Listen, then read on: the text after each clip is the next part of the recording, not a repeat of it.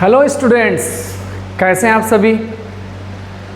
आज मैं फिर लेकर आया हूं आपके लिए एक नया वीडियो चैप्टर इलेक्ट्रोकेमिस्ट्री से। और आज के टॉपिक में हम डिस्कस करने वाले हैं दो इम्पॉर्टेंट टॉपिक।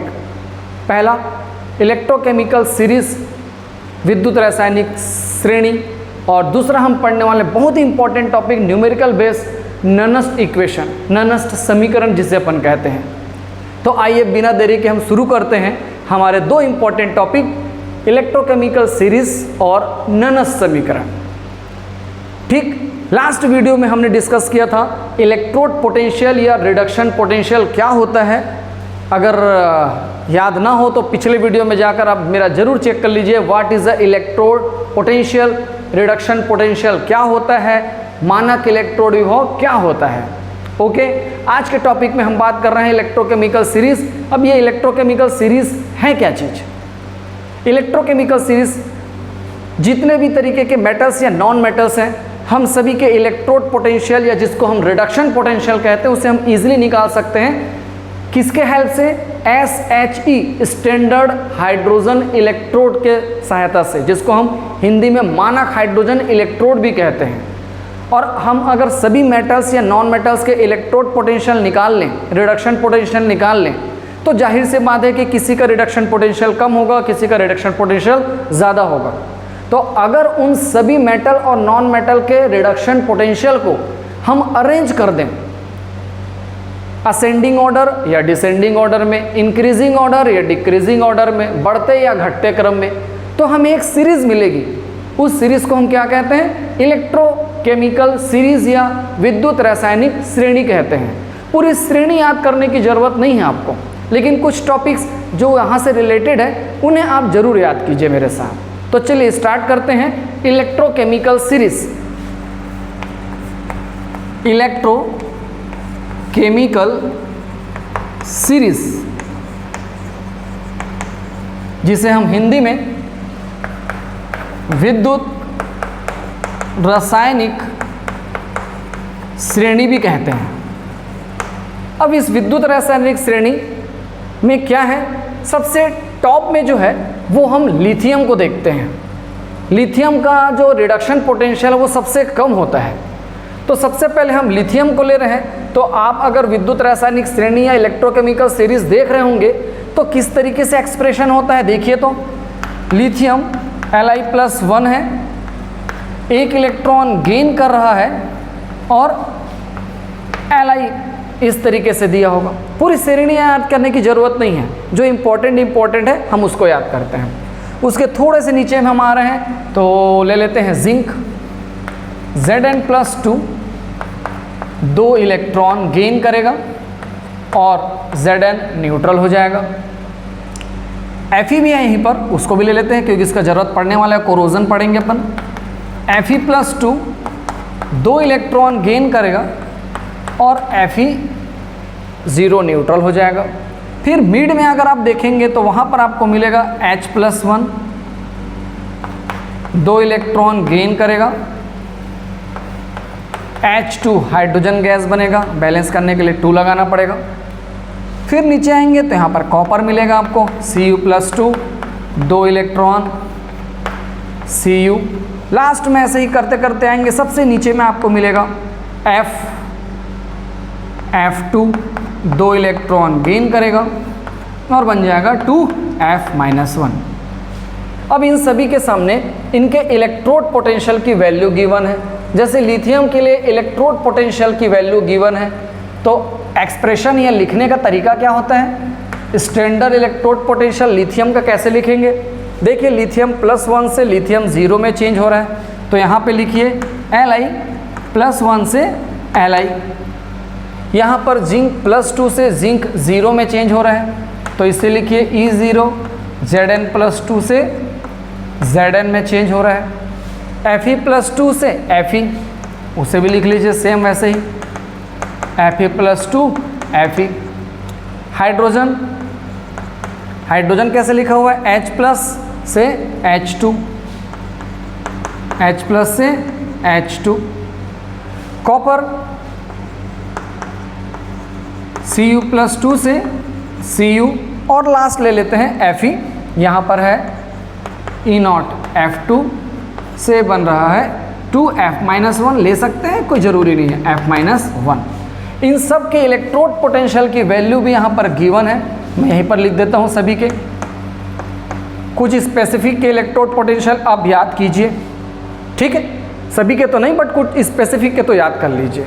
लिथियम का इलेक्ट्रोड पोटेंशियल सबसे कम होता है -3.05 वोल्ट, जिंक का होता है -0.76 volt, iron Fe -0.44 volt, hydrogen 0 volt या 0.00 वोल्ट जो लिखना चाहें, कॉपर +0.34 वोल्ट और सबसे ज़्यादा है फ्लोरीन +2.87 वोल्ट।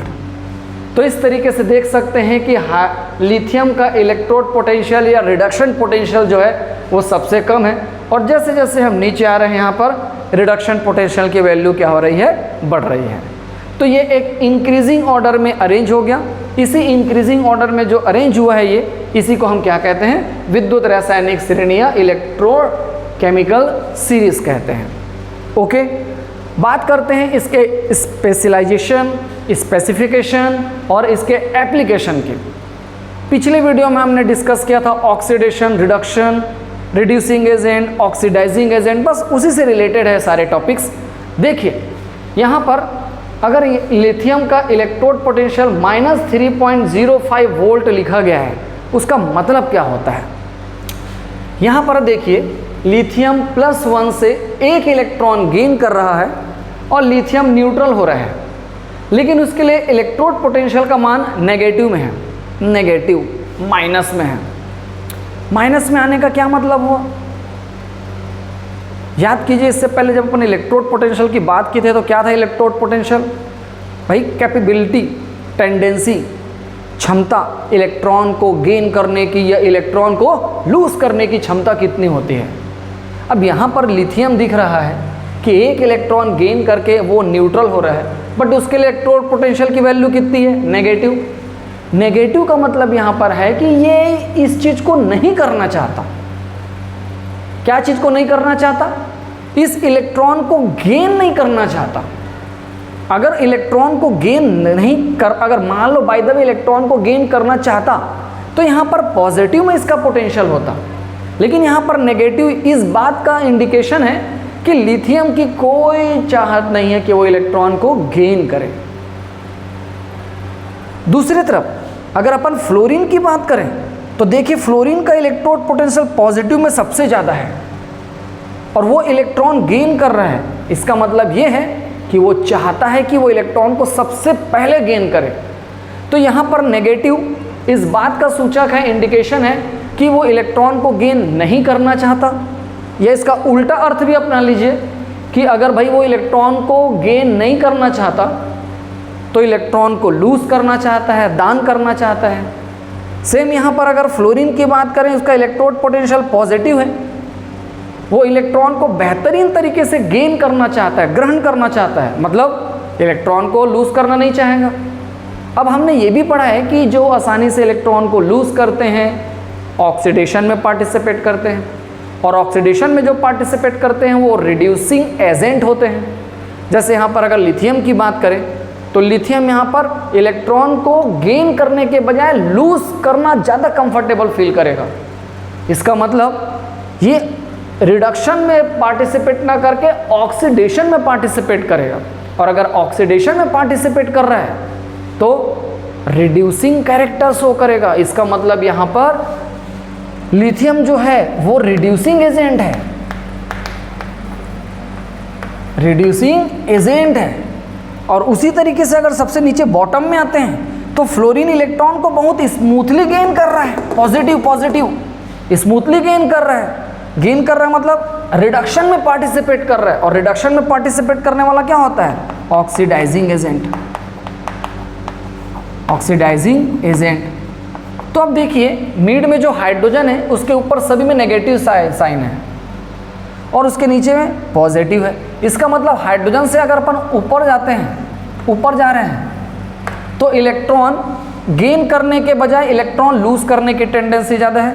और वैसे ही हाइड्रोजन से जब नीचे आ रहे हैं तो इलेक्ट्रॉन को गेन करने की टेंडेंसी ज़्यादा है। इसका मतलब हाइड्रोजन से नीचे वाले ऑक्सीडाइजिंग एजेंट का रोल प्ले करेंगे और हाइड्रोजन से ऊपर वाले जो हैं वो रिड्यूसिंग एजेंट का रोल प्ले करेंगे।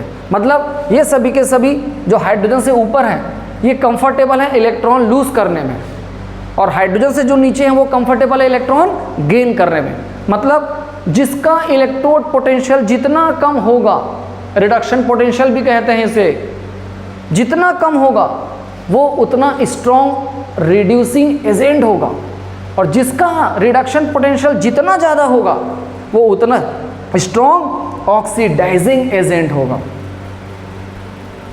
अंडरस्टूड। दूसरी इंपॉर्टेंट चीज, अगर आपने 9-10 में रिएक्टिविटी सीरीज पढ़ा होगा, क्रियाशीलता का क्रम मेटल के बीच में गोल्ड, सिल्वर, प्लेटिनम जो है वो एकदम इनर्ट बिहेवियर शो करते हैं, सोडियम, पोटेशियम जो है वो हाईली रिएक्टिव्स होते हैं, आयरन, कॉपर जो थोड़े से होते हैं मॉडरेट होते हैं। तो उसी के अकॉर्डिंग से यहाँ पर अगर अपन रिएक्टिविटी सीरीज की बात करें कि यार कौन ज़्यादा रिएक्टिव है कौन कम रिएक्टिव है, तो सिंपल सा फंडा है यहाँ पर कि जो भी दो मेटल्स आपको सेलेक्ट करने हैं कर लीजिए, मेटल ए और मेटल बी। मान लो आपके पास दो मेटल हैं ए और बी, एक का इलेक्ट्रोड पोटेंशियल -2.5 वोल्ट मैंने ऐसे ही एज्यूम किया है, और दूसरे का electrode potential suppose like -3.5 volt है। मुझसे पूछा जा रहा है कि इन दोनों मेटल में कौन ज़्यादा हाईली रिएक्टिव है, किसकी क्रियाशीलता ज़्यादा है, तो भैया जिसका रिडक्शन पोटेंशियल जितना कम होगा उसकी रिएक्टिविटी उतनी ज़्यादा होगी। देख सकते हैं यहाँ पर A -2.5, B -3.5, किसका रिडक्शन पोटेंशियल कम है, B का। इसका मतलब B A के कंपैरिजन ज़्यादा रिएक्टिव होगा। सेम चीज़ वहाँ सीरीज में भी अप्लाई कर लीजिए। किसी के लिए भी अगर अपने को पहचानना है कि भाई ये कम ज़्यादा रिएक्टिव है कि ये कम रिएक्टिव है, रिडक्शन पोटेंशियल चेक कीजिए किसका रिडक्शन पोटेंशियल कम है। जिसका रिडक्शन पोटेंशियल कम उसकी रिएक्टिविटी भी ज़्यादा होती है। आइए बात करते हैं इसके एप्लीकेशन में कि इस इलेक्ट्रोकेमिकल सीरीज के हम क्या क्या यूज़ कर सकते हैं। सबसे पहले अगर बात करते हैं कि पहला हम इलेक्ट्रोकेमिकल सीरीज से क्या यूज़ कर सकते हैं, तो सबसे पहले आप सेल बना सकते हैं भाई। इलेक्ट्रोकेमिकल सेल बना सकते हैं। क्या बना सकते हैं? इलेक्ट्रोकेमिकल सेल बना सकते हैं। टू फॉर्म इलेक्ट्रोकेमिकल सेल्स, और electrochemical cell, Daniell cell, voltaic cell बना के आप बिना उन्हें जोड़े, बिना सर्किट वर्किट कंप्लीट के भी ये बता सकते हैं कि जब मैं सेल बनाऊंगा तो उसका सेल का पोटेंशियल कितना निकल कर आएगा। याद कीजिए, आपने गैल्वेनिक या डेनियल सेल के बारे में पढ़ा होगा, तो उसमें किसके किसके रॉड होते हैं? जिंक और कॉपर के। अब जिंक वहाँ पर किसका रोल प्ले कर रहा था? सोचिए, एनोड का। जिंक में ऑक्सीडेशन होता है, और कॉपर रोल प्ले कर रहा है कैथोड का। वहाँ पर रिडक्शन होता है, वो कॉपर जो है वो इलेक्ट्रॉन गेन करता है। तो अगर वहाँ पर हम सेल का पोटेंशियल निकालें तो सेल का पोटेंशियल का फॉर्मूला होता है ई कैथोड माइनस ई एनोड, यही तो होगा। अब वहाँ पर हमारा कैथोड कौन था कैथोड? कॉपर, ऐसे भी लिख सकते हैं, कोई दिक्कत नहीं है। और एनोड कौन है? जिंक। अब दोनों के इलेक्ट्रोड पोटेंशियल चेक कर लीजिए, कहाँ है पोटेंशियल? जिंक का इलेक्ट्रोड पोटेंशियल है -0.06, माइनस प्लस 0.76, और कॉपर का है +0.34, प्लस 0.34। दोनों को सम करेंगे आई थिंक 1.10 वोल्ट आएगा। 6, 10, 7, 3, 10, 11, ओके ठीक है। तो इस तरीके से आप इलेक्ट्रोड सेलेक्ट कर सकते हैं, एनोड और कैथोड। मतलब अगर आपको जिंक और कॉपर सेलेक्ट नहीं करना है तो आप क्या करेंगे? एनोड किसको लेंगे? हाइड्रोजन से ऊपर वाले जितने भी मेटल्स हैं उनका भी एनोड बनाइए, क्योंकि वो इलेक्ट्रॉन को इजीली लूज करते हैं, ऑक्सीडेशन होगा वहाँ पर, एनोड बनेंगे। और हाइड्रोजन से नीचे लीजिए एक, वो रिडक्शन में पार्टिसिपेट करेंगे, इलेक्ट्रॉन को गेन करेंगे, कैथोड का रोल प्ले करेंगे। और एनोड और कैथोड सेलेक्ट करके आप सेल का पोटेंशियल निकाल लीजिए। तो इस तरीके से पहला एप्लीकेशन इलेक्ट्रोकेमिकल सेल्स बनाना। दूसरा चीज है feasibility of the reaction. Feasibility of reaction Hindi में कहते हैं किसी रासायनिक अभिक्रिया की संभावना कितनी है। कोई रासायनिक अभिक्रिया की संभावना कितनी है, क्या वो रिएक्शन होगा कि नहीं होगा। 9-10 में इस तरीके के बहुत सारे क्वेश्चन आए थे, याद कीजिए। ऐसा होता है हमारे पास भैया एक बीकर है, बीकर में जिंक सल्फेट का सॉल्यूशन है, एक कॉपर का रॉड डिप्ड कर दिए, सवाल पूछ रहा है व्हाट हैपेंड। या इसका जस्ट उल्टा भी होता था कि यहाँ पर हमने कॉपर सल्फेट का सॉल्यूशन ले लिया और यहाँ पर एक जिंक का रॉड डिप्ड कर दिया और पूछा कि व्हाट हैपेंड, क्या होगा। तो इस तरीके के रिएक्शन को भी आप इजली बता सकते हैं। यहाँ पर ये डिस्प्लेसमेंट जिसको हम सब्स्टिट्यूशन कहते हैं वो रिएक्शन है। यहाँ पर क्या रिएक्शन दिख रहा है अपने को कि जिंक सल्फेट कॉपर के साथ रिएक्शन करेगा और जिंक को रिप्लेस करेगा कॉपर।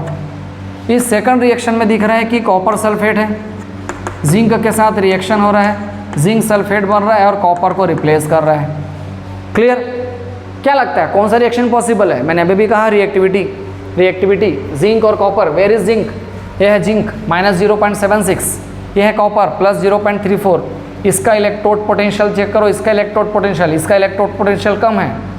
मैंने क्या कहा था, जिसका इलेक्ट्रोड पोटेंशियल रिडक्शन पोटेंशियल कम होगा उसकी रिएक्टिविटी ज़्यादा होगी। तो क्या लगता है कॉपर जिंक को डिस्प्लेस करेगा कि जिंक कॉपर को डिस्प्लेस करेगा? जिंक कॉपर को डिस्प्लेस करेगा। इसका मतलब ये रिएक्शन पॉसिबल नहीं है, बट ये रिएक्शन पॉसिबल है। तो इस तरीके से आप किसी भी रिएक्शन की फिजिबिलिटी बता सकते हैं, संभावना बता सकते हैं कि वो रिएक्शन होगा कि नहीं होगा। ओके। नंबर थर्ड किसी एसिड या वाटर के साथ किसी मेटल को अगर रिएक्शन कराते हैं तो क्या वो एसिड के साथ रिएक्शन करके हाइड्रोजन गैस को बबल्ड करेगा, रिएक्शन करेगा, उस तरीके के रिएक्शन। मतलब क्या कह सकते हैं, बबलिंग ऑफ हाइड्रोजन या removing of H2 gas from acid. तो इसको भी कैसे देख सकते हैं, क्या एसिड के साथ कोई मेटल रिएक्शन करके कुछ कर सकता है? इसी को ले लीजिए ना, ये जिंक है, ये HCl है, ये कॉपर है, ये HCl है। अगर रिएक्शन होता तो क्या होता, जिंक क्लोराइड और हाइड्रोजन गैस बबल्ड होता। यहाँ पर रिएक्शन होगा तो क्या होगा, क्यूप्रिक क्लोराइड और हाइड्रोजन गैस बबल्ड होगा। रिएक्शन को बैलेंस भी कर दो, ये लो बैलेंस रिएक्शन हो गया। क्या लगता है कौन सा रिएक्शन में सही है, जिंक या हाइड्रोजन? ये कॉपर, हाइड्रोजन 0 कॉपर प्लस ये कम है, मतलब हाइड्रोजन की रिएक्टिविटी कॉपर से ज़्यादा है, बट हाइड्रोजन की रिएक्टिविटी जिंक से कम है। इसका मतलब जिंक एसिड से रिएक्शन करके हाइड्रोजन गैस को डिस्प्लेस कर सकता है। मतलब ये रिएक्शन पॉसिबल, बट ये रिएक्शन पॉसिबल नहीं है।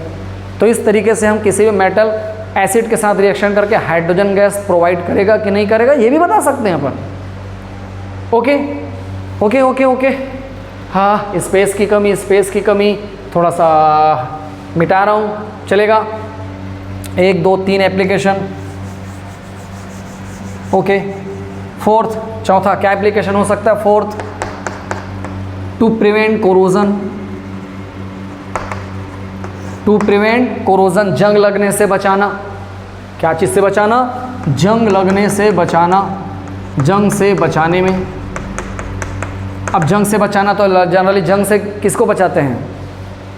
किसी भी मेटल को जंग से बचा सकते हैं, जरूरी नहीं लोहा या आयरन, बट कमर्शियली सबसे ज़्यादा यूज़ होता है मेटल, लोहा। तो हम लोहे पर ही इस तरीके का प्रोसेस देखते हैं। ये हमारे पास एक लोहे का छोटा सा पीस है, आयरन का पीस है। हम देखते हैं कि अगर इसको एक्सपोज करके रख दे, बाहर छोड़ दें एटमॉस्फेयर में, ह्यूमिडिटी मिल गई, ऑक्सीजन मिल गया, CO2 मिल गया, मॉइस्चर आ गया, तो फिर इसके ऊपर में हल्का हल्का ब्राउन कलर का एक पपड़ी जम जाता है, जिसको अपन हाइड्रेट फेरिक ऑक्साइड कहते हैं। यही कंप्लीट प्रोसेस है रस्टिंग या जंग लगने का। तो अगर हम चाहते हैं कि वो जंग ना लगे, रस्टिंग ना हो, तो याद कीजिए हम क्या करते हैं, हमारे घर के जो खिड़कियां वगैरह होती है लोहे की बनी होती है, उसमें अपन प्राइमर मारते हैं। ताकि जंग से बच जाए। तो वो प्राइमर किसका बना होता है? जिंक का बना होता है प्राइमर। क्यों ऐसा होता है? क्योंकि देखिए यहाँ पर जिंक का इलेक्ट्रोड पोटेंशियल जो है वो -0.76 है और आयरन का जो है वो -0.44 है। तो रिएक्टिविटी आयरन के कंपैरिजन किसका ज़्यादा है? जिंक का। तो अगर इसके सरफेस में अगर हमने जिंक की लेयर लगा दी तो अब अगर atmospheric CO2 O2 moisturiser contact में आएगा तो वो डायरेक्ट किसके साथ पहले रिएक्शन करेगा? जिंक के साथ। और इस तरीके से आयरन में जंग नहीं लग पाएगा। कोई बच्चे ये सोच रहे होंगे कि सर जिंक में भी तो जंग लग जाएगा, कोरोजन तो जिंक में भी हुआ तो भरी बचा क्या चीज़। बट आयरन जो है वो कमर्शियल मेटल है, जिंक हमारा कमर्शियल मेटल नहीं है। और ऐसे भी आयरन का कॉस्ट ज़्यादा होता है as a compare to zinc. Durability ज़्यादा है आयरन की, तो जितने भी इंडस्ट्रियल स्केल्स में यूज़ होते हैं आयरन यूज़ होते हैं, तो डिमांड आयरन की ज़्यादा है। तो डिमांड जिसकी ज़्यादा है उसको बचाना ज़रूरी है। ओके, तो इस तरीके से हम कोरोजन भी कर सकते हैं, जंग से बचा भी सकते हैं। ये सब एप्लीकेशंस हैं, उपयोग हैं इलेक्ट्रोकेमिकल श्रेणी के। ओके, बात समझ में आई? चलिए बढ़ते हैं आगे नेक्स्ट टॉपिक। और नेक्स्ट टॉपिक हम डिस्कस कर रहे हैं ननस्ट इक्वेशन, ननस्ट समीकरण। ओके, तो भाई ये ननस्ट समीकरण क्या है, ननस्ट इक्वेशन क्या है? ननस्ट जो है वो एक साइंटिस्ट का नाम है भाई, उसने अपना इक्वेशन दिया है और उस इक्वेशन को हम कहते हैं ननस्ट इक्वेशन। ननस्ट इक्वेशन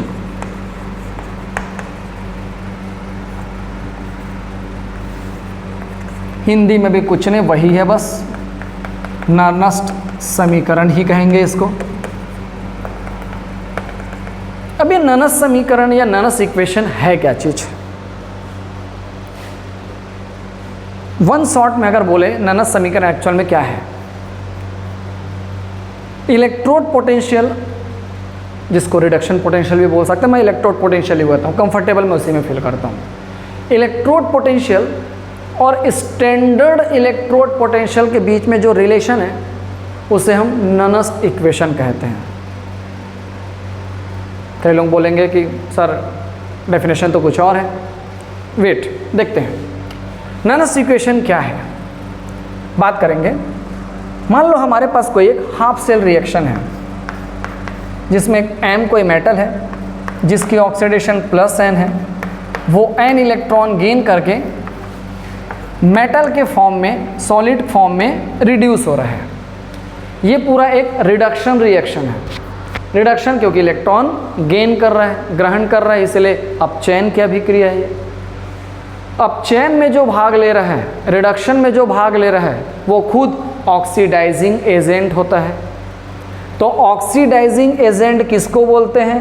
जो इटसेल्फ रिड्यूस होता है, मतलब ये उसका रिड्यूस स्टेट है, तो ये उसका ऑक्सीडाइज स्टेट है। हुआ कि नहीं हुआ? समझ में आया? भाई ये मेटल है, मेटल की oxidation +N, N electron gain करके M 0 में न्यूट्रलाइज हो गया। पूरा कंप्लीट रिएक्शन क्या है? रिडक्शन। रिडक्शन में जो भाग लेता है, पार्टिसिपेट करता है, वो ऑक्सीडाइजिंग एजेंट, ऑक्सीकारक होता है। ऑक्सीकारक किसे कहते हैं?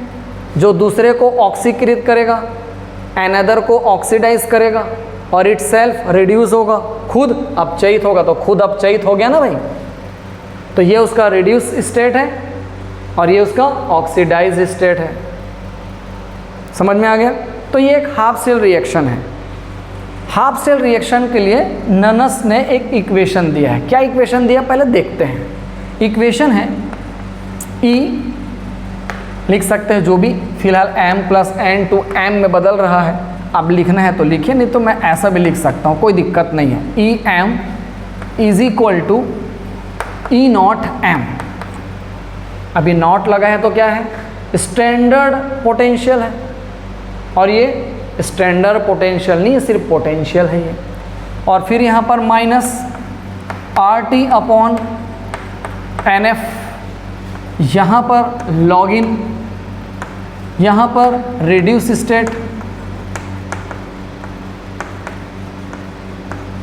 To the oxidise state. Clear? हाँ, EM क्या है? रिडक्शन पोटेंशियल, रिडक्शन पोटेंशियल, जिसको अपन क्या बोलते हैं? इलेक्ट्रोड पोटेंशियल भी बोलते हैं। ये क्या है हमारा? स्टैंडर्ड इलेक्ट्रोड पोटेंशियल या रिडक्शन पोटेंशियल। R क्या है? कांस्टेंट है। R क्या है? कांस्टेंट है। कांस्टेंट की value 8.31 joule kelvin inverse mole inverse. T क्या है? टेम्परेचर है, टेम्परेचर। और यहाँ पर हम अगर स्टैंडर्ड की बात करें तो टेम्परेचर हम लेंगे 298 केल्विन। N जो है number of mole of electron हो जाएगा। F फैराडे, फैराडे की वैल्यू होती है 96,500 कूलम। इन सब वैल्यू को यहाँ पर अगर अपन पुटअप करते हैं तो देखते हैं क्या मिलता है। EM, कई लोगों को EM डाइजेस्ट नहीं हो रहा होगा मेरा लिखना, बट चलेगा, कोई दिक्कत नहीं है। E naught M minus R की वैल्यू 8.31, T 298। हाँ, लॉगिन नहीं हो पाया। लॉगिन क्या लिख सकते हैं अपन? 2.303 लॉग, जिसका बेस 10 है। तो यहाँ पर हो गया 2.303 upon N, number of mole of electron है, इंटू 96,500। यहाँ पर हो गया लॉग 10। रिड्यूस स्टेट है मेटल, जो यहाँ पर सॉलिड स्टेट में है, और ऑक्सीडाइजिंग स्टेट इसका आयन है, जो एक्वा सॉल्यूशन में होगा। आयन तो हमेशा सॉल्यूशन में मिलेगा, मीडियम में रहेगा, एक्वा सॉल्यूशन में रहेगा, कोई भी, बट मीडियम चाहिए इसके लिए। ओके, मल्टीप्लिकेशन करेंगे, मल्टीप्लाई करेंगे, इजी करेंगे, तो E0m माइनस क्या आना चाहिए यहाँ पर? 0.0591 upon N log 10। Yes, log 10 लिखेंगे अपन। M सॉलिड स्टेट, ये किसका साइन है? Square bracket active mass. अगर आयनिक इक्विलिब्रियम लास्ट ईयर 11 में पढ़ा होगा तो इक्वल क्या चीज़ है वो? Square bracket active mass. और ये भी एक्टिव मास है of the ion in a solution, और ये है active mass of the solid. तो याद कीजिए, हमने पढ़ा होगा सॉलिड, लिक्विड, गैस। अगर हमारे पास लिक्विड है, सॉलिड है, गैस है, तो जनरली सॉलिड का जो कंसंट्रेशन है वो लिक्विड और गैस के मुकाबले काफ़ी धीरे धीरे चेंज होता है। तो उस कंडीशन में अपन क्या करते हैं? सॉलिड के कंसंट्रेशन को यूनिट वैल्यू मान लेते हैं। तो बिल्कुल वही चीज़ यहाँ पर करेंगे। यहाँ पर इसको यूनिट वैल्यू मान लेंगे, और यहाँ पर हो जाएगा 1, और यहाँ पर हो जाएगा M प्लस N, सॉल्यूशन में है, एक्वा सॉल्यूशन में। ये जो कंप्लीट मैंने लिखा, इसे कहते हैं Nernst equation for half cell reaction. अब ये तो समझ में आ गया, हाफ सेल रिएक्शन के लिए ननस्ट इक्वेशन है, बट EM और E नॉट M में थोड़ा सा कन्फ्यूज़न है। E नॉट M क्या है? स्टैंडर्ड इलेक्ट्रोड पोटेंशियल या स्टैंडर्ड रिडक्शन पोटेंशियल। तो ये क्या है? Just reduction potential. अब इसमें क्या है बेसिक डिफरेंस? चलिए डिस्कस करते हैं। पहले मैं इसको मिटा दूँ, चलिए ओके मिटा देते हैं, पहले बात करते हैं, फिर उसके बाद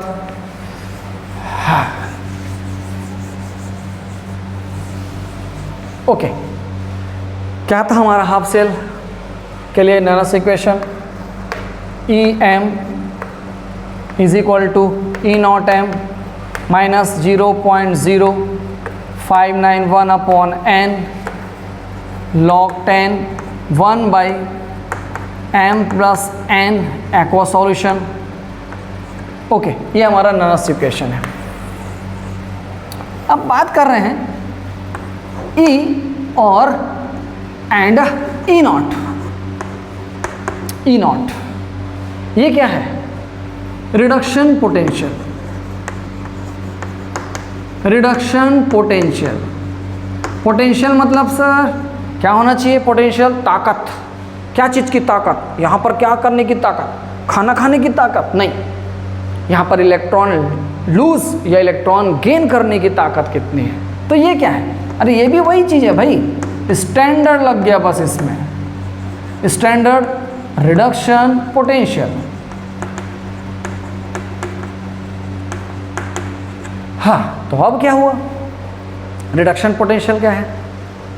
स्टैंडर्ड याद करेंगे तो आपने स्टैंडर्ड इलेक्ट्रोड पोटेंशियल मेज़र करने के लिए एक डिवाइस सीखा था, SHE, मानक हाइड्रोजन इलेक्ट्रोड। मानक हाइड्रोजन इलेक्ट्रोड क्या होता है? एक ऐसा डिवाइस है जो किसी भी मेटल का स्टैंडर्ड फॉर्म में 25 डिग्री सेंटीग्रेड, 1 atm प्रेशर और 1 मोलरिटी सॉल्यूशन में जब स्टैंडर्ड फॉर्म में किसी मेटल का पोटेंशियल मेज़र करते हैं तो वो निकला हुआ मेज़र E नॉट के रूप में शो होता है। जैसे अभी हमने लिखा था E नॉट जिंक, ऐसा लिखा हुआ था, याद होगा आप सभी को, -0.76 वोल्ट। तो ये कहाँ से मेज़र हुआ? Through this SHE। तो SHE से हमने जितना भी मेज़र किया वो सब स्टैंडर्ड इलेक्ट्रोड पोटेंशियल है। तो ये क्या है? Reduction potential. Reduction potential, standard electrode potential, there is some confusion. चलिए इसको एक हल्के से एग्जांपल से समझते हैं। मान लीजिए मेरे पास किसी कंपनी की बाइक है। अब उस बाइक को जब मैं शोरूम में जाके परचेस करूँगा तो कंपनी ये क्लेम करती है कि भाई ये जो मेरी गाड़ी है जिसे आप खरीद रहे हैं बाइक, ये आपको 50 किलोमीटर पर लीटर का माइलेज देगी। कहने का मतलब 1 लीटर में 50 किलोमीटर चलेगी गाड़ी।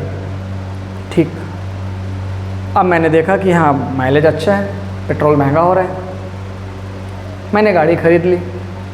अब गाड़ी खरीदने के बाद मैं भी एक बार टेस्ट ड्राइव कर लूँ यार कि माइलेज 50 किलोमीटर दे रहा है। तो मैंने क्या किया, 1 लीटर पेट्रोल डाला और निकल गया घूमने के लिए। अब जब घूमने के लिए निकला तो कॉन्फिडेंस था कि यार क्लेम तो कर रही 50 किलोमीटर कंपनी, ये क्या हुआ 40 किलोमीटर में ही बच, गाड़ी बंद, पेट्रोल ख़त्म।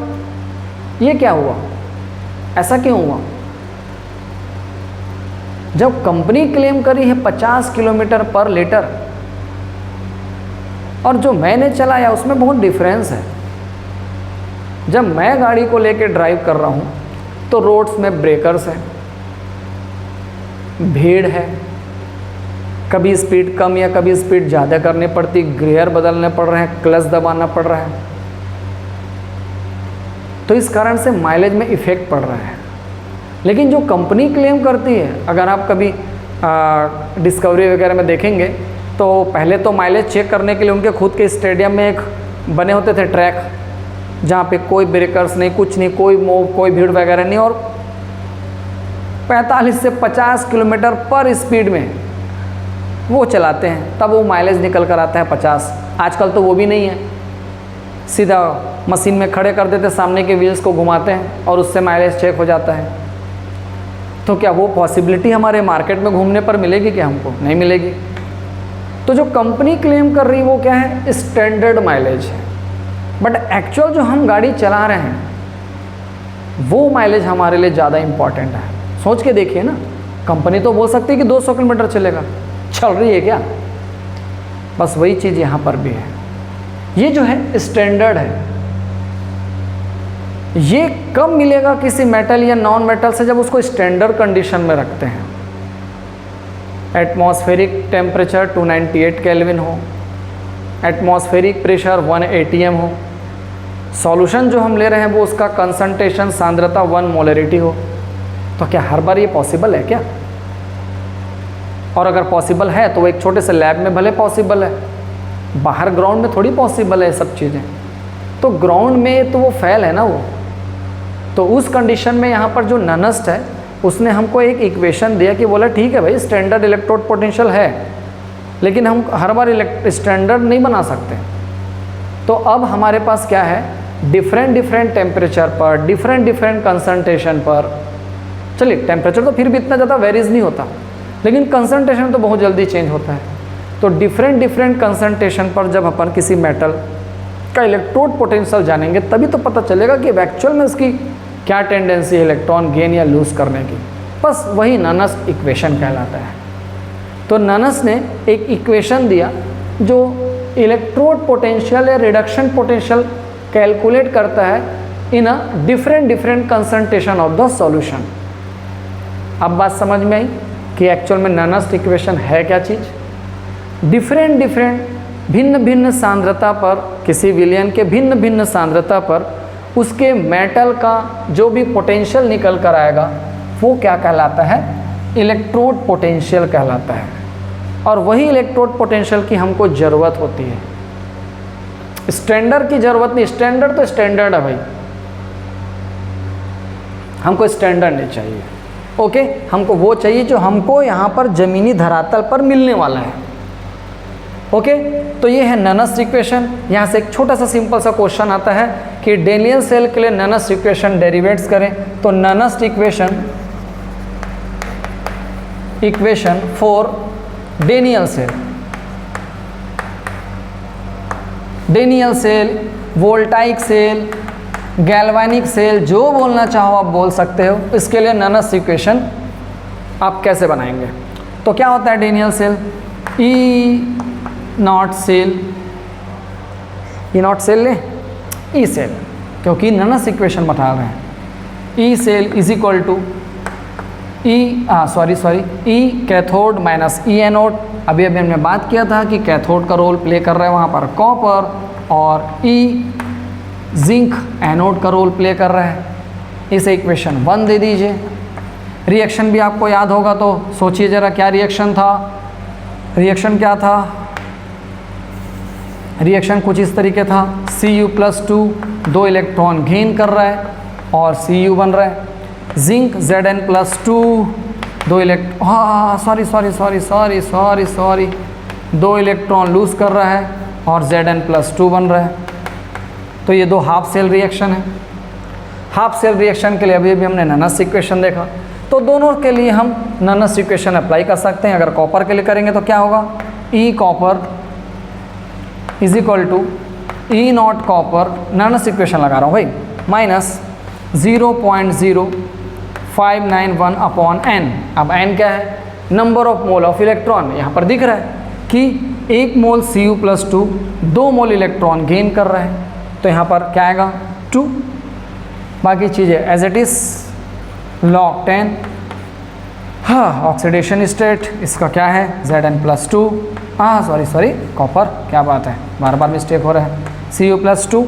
सेम उसी तरीके से जिंक के लिए निकालेंगे, E zinc, E naught zinc minus 0.0591 upon, again इसके लिए भी 2 हो रहा है, 2 मोल इलेक्ट्रॉन ट्रांसफर हो रहे हैं, 2 log 10। इसका ऑक्सीडाइज स्टेट है Zn+2। तो ये हाफ सेल निकल गया सेपरेट जिंक और कॉपर के लिए। इन दोनों की वैल्यू को इक्वेशन 1 में पुटअप कर दो, ननस इक्वेशन आ जाएगा किसके लिए, डेनियल सेल के लिए। चलो ट्राई करें। E cell is equal to E copper की जगह पूरी वैल्यू रख दो, E naught copper minus 0.0591 upon 2 log 10 1 by Cu+2, ये पूरी वैल्यू है ई कॉपर की, minus zinc, E naught zinc minus 0.0591 upon 2, फिर क्या है log 10 1 by Zn+2। Okay, E naught copper minus E naught zinc separate कर लो।